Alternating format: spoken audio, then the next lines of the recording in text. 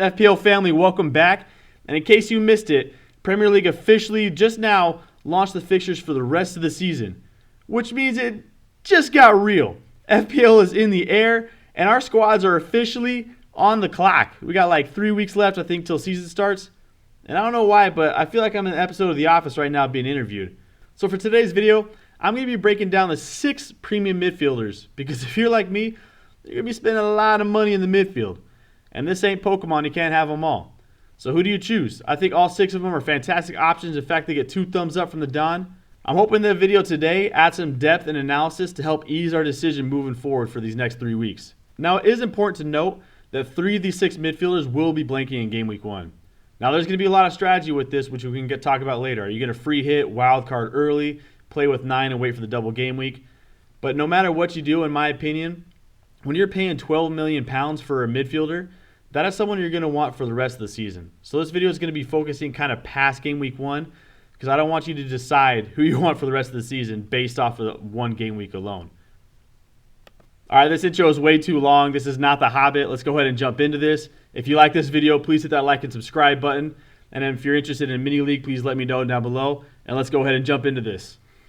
So coming up first is going to be the newly reclassified midfielder, my FIFA 17 legend, in Aubameyang.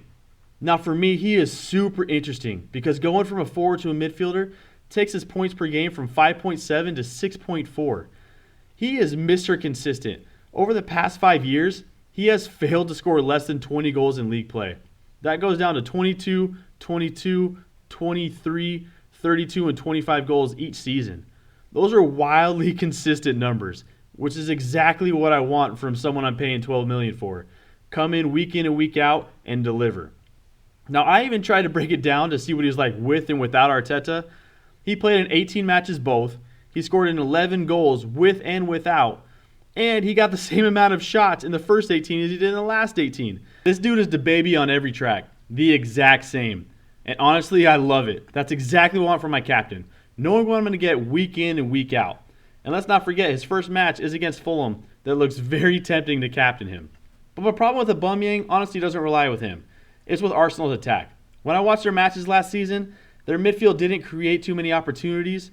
But even with that, he was still able to score 22 goals and get 5 assists. Now you're going to add in a Willian who created 12 big chances himself last season. And hopefully these youngsters will get better and better. Maybe Pepe and Lacazette will step up. So you add all that to the formula, and I can see Aubameyang shooting for 25 goals this season. Maybe that's a little bit too wild for me to throw out, but I do see him challenging for that golden boot this season, and I think he is a solid option to put in your midfield. Next up on the list is going to be the legendary Egyptian king and Mo Salah. Now, I don't have to say too much about this guy because we all know how great he's been, especially in FPL over the last 3 seasons. But let's look at it. He's averaged 6.9 points per game last season, which is huge. 19 goals and 10 assists, and he's averaging about 1 goal or an assist every 90 minutes. He's averaging 4 shots per 90 minutes, 26 minutes per shot in the box, and he got 13 big chances created. And what does he get rewarded with in FPL? A drop in price. I mean, at $12 million, I think you're looking at I don't want to say a bargain because it's still $12 million, but this dude is someone who is going to deliver year in and year out. He is phenomenal. He's always aggressive. He's always looking to score. He is on penalties, and he starts with Leeds. And I know Leeds were good defensively in the championship last year, but they are promoted, and it's always tricky to see how they play. My big concern with Mo Salah is honestly going to be a bit of a champions letdown. We have seen, I don't want to say it's common, but we have seen teams win championships and then come down the next season not have the same energy or passion as they did before. Now, I look at how they did after they won the title, and they did not look like the same Liverpool we saw for 85-95% of the season last year. But I keep telling myself, Sean, that's because they already won the title, COVID hit, this is madness going on. Don't think too much of it. So I'm not going to. I know Mo Salah is going to go out and he's going to score a lot of goals. He's going to get a good amount of assists. And that dude's going to be hungry all season looking for a golden boot this year. Next up is someone who is going way too far under the radar. Sadio Mane. He's only selected right now by 8% of squads, which is wild to me because before COVID hit, this dude was SpongeBob season 1 through 3. Phenomenal. Afterwards, he was 4 to whatever they're making now. Not as good, but still SpongeBob. But let's not forget that before COVID hit, Mane was actually outscoring Mo Salah as far as fantasy points per game goes. And that was not a small sample size either. There were a lot of matches that were played in that time. At that time, actually, a lot of managers were switching over to Sadio Mane, saying that he was having a better season. But I think we're forgetting about that because it honestly feels like forever ago, and Mo Salah is Mo Salah and he's on penalties. But I think Sadio Mane, especially if you're looking for someone who is a differential right off the bat, is a great option. Next up is going to be Bruno Fernandes. Now, even though he only played in 14 matches last season, he was honestly like Gandalf in Two Towers. Before he showed up, United were struggling. They couldn't find form. They didn't know if they were getting Europas. Then he shows up, never early, never late, always on time, and turned United into a beast. They looked so good from that moment on, ended up making Champions League. He ended up averaging 8.4 points per game, which is phenomenal. But again, let's realize that this was only 14 matches, and he had a very favorable schedule when he stepped up, other than a couple teams here and there. But still, 8.4 points per game, that's big time. He got 8 goals and 9 assists last season. Now, you might be thinking, yes, he does get a lot of penalties, and he did. He got one more penalty last season in 14 matches than Mo Salah did all season. But even if you take that away, he still got 13 goal involvements in 14 matches. And say what you want, but United are going to get penalties. And this dude is 17 for his last 17 in penalties in league play. That's big time. This dude is, as far as the eye test goes, he is everywhere on the pitch. He's consistently roaming, going wherever he wants, and he is facilitating to everybody. He is always involved in every Man United attack. And so for me, I think he's a very viable option. Next up, in my opinion, is the best midfielder in the world, and Kevin De Bruyne. I hope he said his name right. Now, in my opinion, for Man City, this dude is Michael Scott. With him, they are phenomenal. Without him, they do struggle a little bit. But if we look at the numbers real quick, he was the leading scorer in fantasy last season. He averaged 7.2 points per game all year, which is wild. 13 goals, 23 assists.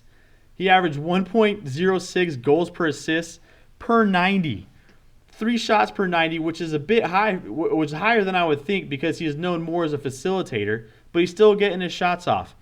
This dude, over the last 3 healthy years, is averaging 9 goals and 21 assists.